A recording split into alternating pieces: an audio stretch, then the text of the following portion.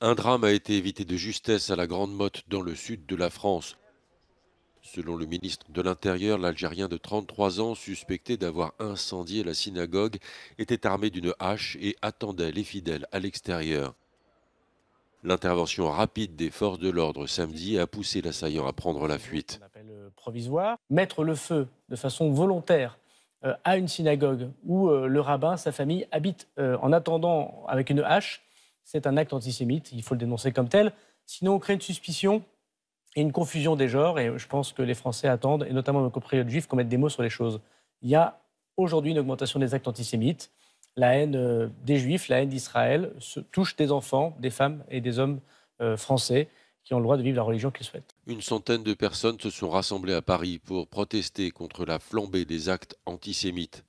Le grand rabbin de France, Haïm Corsia, appelle les autorités à prendre des mesures pour enrayer les agressions contre les juifs. Moi, je dis, c'est la colère. On doit être en colère.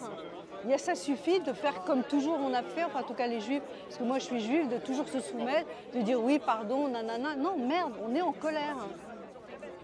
C'est pas normal d'agresser un mec parce qu'il est juif, c'est pas normal d'agresser un mec parce qu'il est musulman, c'est pas normal d'agresser un mec parce qu'il est noir, parce qu'il est ci, parce qu'il est ça. Il faut qu'on apprenne à vivre ensemble. La police a interpellé le suspect de l'attaque de la synagogue une quinzaine d'heures après les faits. L'homme est arrivé sur le sol français en 2018. Il a eu un enfant en France un an plus tard.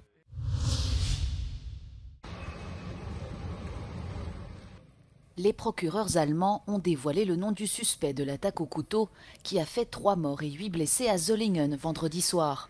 L'homme, un Syrien âgé de 26 ans, prénommé Issa al-Hash, a été transporté par hélicoptère pour comparaître devant la Cour fédérale de justice de Karlsruhe pour sa première audience après son arrestation samedi.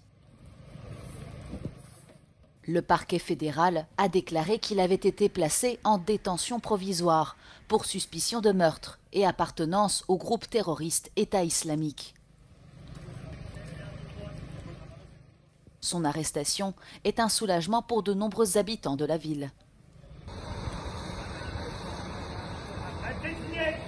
Sehr gut finde ich, dass sich die Person entweder gestellt oder dass sie zumindest festgenommen wurde. Entscheidend und was vielleicht wirklich interessant ist, warum. Natürlich beruhigt einen, dass er sich angeblich da jetzt gestellt hat, aber ich bin sprachlos und total erschüttert. Plusieurs médias allemands ont rapporté que la demande d'asile du suspect avait été refusée et qu'il aurait dû être expulsé l'année dernière. Lors d'un hommage aux victimes ce dimanche, certains habitants ont déclaré qu'ils craignaient que l'extrême droite n'utilise cette agression pour attiser la haine contre les migrants. Of course, we are all very afraid that the right wing, is getting more and more power, and that's definitely not the way. Of course, we have to ask some hard questions, but racism is never the answer. L'attaque s'est produite en plein centre de Zollingen, pendant les festivités célébrant le 650e anniversaire de cette ville de Rhénanie du Nord-Westphalie. Différents événements culturels étaient prévus jusqu'à dimanche, mais la majorité d'entre eux ont été annulés après l'attaque.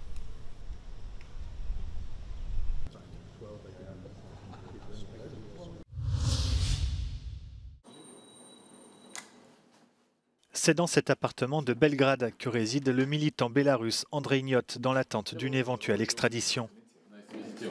Ce journaliste et défenseur des droits humains a été arrêté dans la capitale serbe en octobre dernier, accusé d'évasion fiscale au Bélarus. Des accusations qu'il réfute. Andrei Niot estime que le mandat d'arrêt émis contre lui est lié à son rôle dans les manifestations contre le président bélarusse Alexandre Loukachenko en 2020.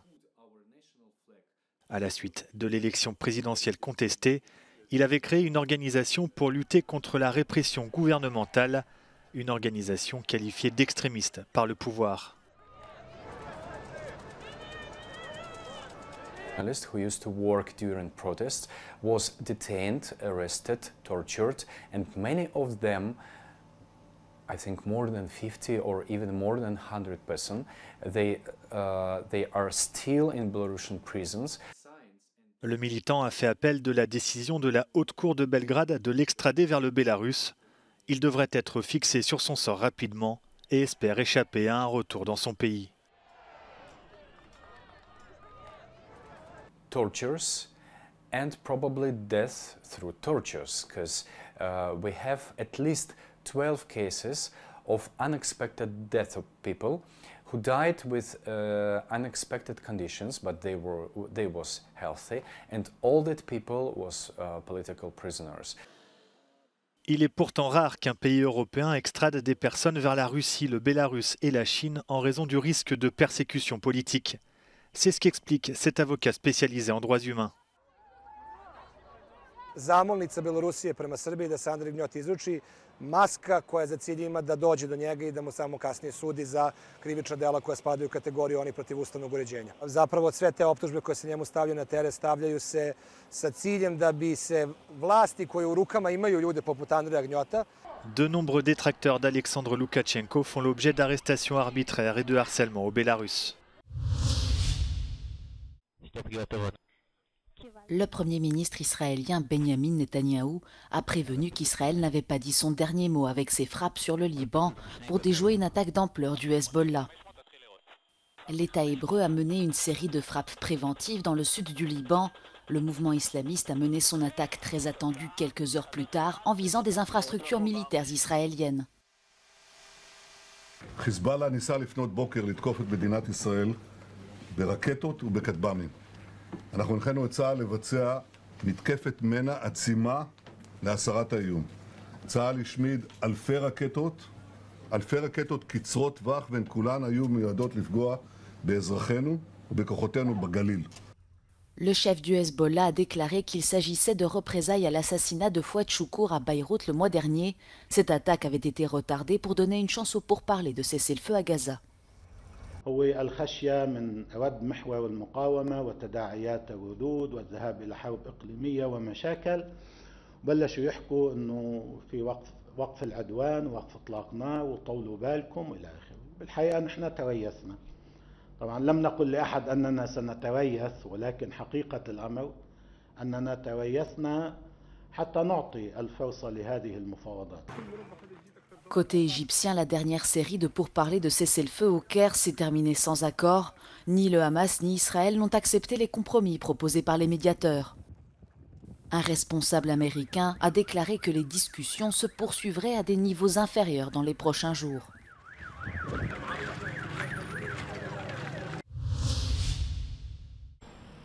Uber a été condamné à une amende de 290 millions d'euros lundi par l'autorité de protection des données des Pays-Bas, pays où se trouve son siège européen. La société de covoiturage est accusée d'avoir enfreint le règlement général sur la protection des données de l'Union européenne en transférant des données personnelles de chauffeurs européens aux États-Unis. L'autorité néerlandaise de protection des données estime qu'elle n'a pas assuré une protection adéquate entre 2020 et 2022.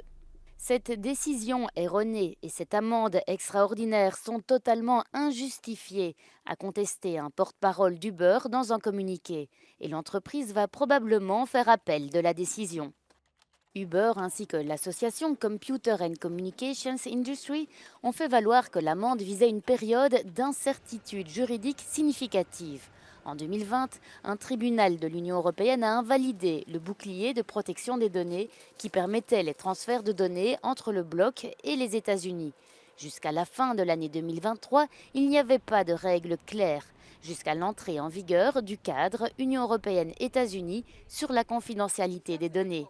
Uber utilise ces règles depuis lors, mais l'autorité néerlandaise a fait valoir qu'elle ne pouvait pas ignorer l'absence de protection suffisante pendant la période examinée.